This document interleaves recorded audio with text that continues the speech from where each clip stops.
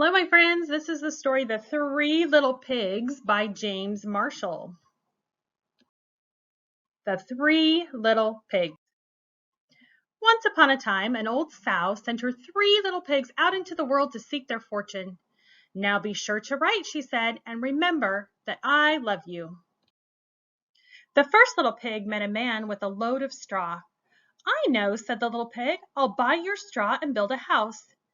That's not a good idea, said the man. Mind your own business, thank you, said the little pig, and he bought the straw and set about building a house. It took him no time at all.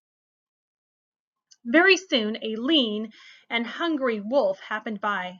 Pig was just about his favorite food in the world, so he knocked on the door and said, little pig, let me come in," to which the little pig replied, "No, no, no, not by the hair of my chinny chin chin." This annoyed the wolf to no end, and he said, "Then I'll huff and I'll puff and I'll blow your house in." "Go right ahead," said the little pig. So the wolf huffed and he puffed and he blew the house in, and he gobbled up the little pig. The second little pig met a man with a load of sticks. "I've got it," said the little pig. "I'll buy those sticks and build a house." "I'd think twice about that," said the man. "Oh, pooh," said the little pig. "What would you know?" And he bought the sticks and went to work building a house. "Very pretty," he said. No sooner had the little pig settled into his pretty house than the wolf happened by. He was still hungry, and he said, little pig, let me come in," to which the little pig replied, "No, no, no, not by the hair of my chinny chin chin." The wolf didn't care for that at all, and he said, "I'll huff and I'll puff and I'll blow your house in." "Ha, ha, ha," said the little pig. So the wolf huffed and he puffed and he blew the house in, and he gobbled up the little pig. Now the third little pig met a man with a load of bricks. "These bricks will make a fine, sturdy house," said the man. "Capital idea, my good fellow," said the little pig. So he bought the bricks and set about building a house. It took him quite a bit of time, but it was well worth it. "Nice and solid," said the little pig. "Nice and solid." But no sooner had the little pig moved in than he noticed the wolf loitering about. And the wolf, who was still hungry, said, little pig, let me come in," to which the little pig replied, "No, no, no, not by the hair of my chinny chin chin." Well, the wolf had heard that before, and he said, "Then I'll huff and I'll puff and I'll blow your house in." "Oh, don't do that," said the little pig. But the wolf huffed and he puffed and he huffed and he puffed until he was quite blue in the face. The house stood firm. "I'll try another approach," muttered the wolf.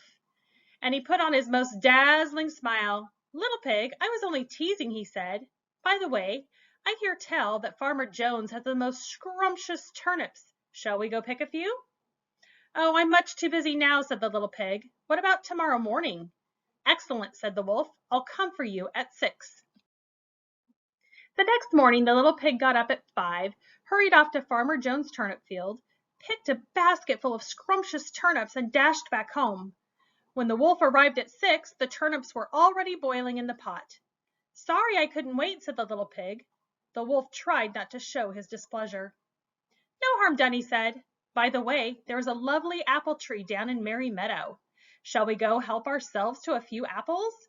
"I must cook my turnips," said the little pig. "Let's meet there tomorrow morning." "Splendid," said the wolf. "Shall we say at 5?" The next morning the little pig was up at 4 and went off for the apples. It took longer than he'd expected to reach Merry Meadow, and while busy gathering apples in the highest tree he saw the wolf approaching. "Do try one of these," he called down, throwing an apple as far as he could. When the wolf chased after the apple, the little pig shimmied down the tree and made it safely home. The next day the wolf came again. Really, he was quite put out. "There's a fair today on Hog Hill," he said. "Would you care to go?" "Why don't we meet there?" said the little pig. "Would 3 o'clock suit you?" "Colossal," said the wolf. "3 it is." Just to make sure he would be there at 2. At 1 in the afternoon the little pig went to the fair and had a fine time, so fine that he lost track of the hour. Suddenly, out of the corner of his eye, he saw the wolf coming up the hill. Without a minute to spare, the little pig jumped inside an empty butter churn and rolled down the hill toward the wolf.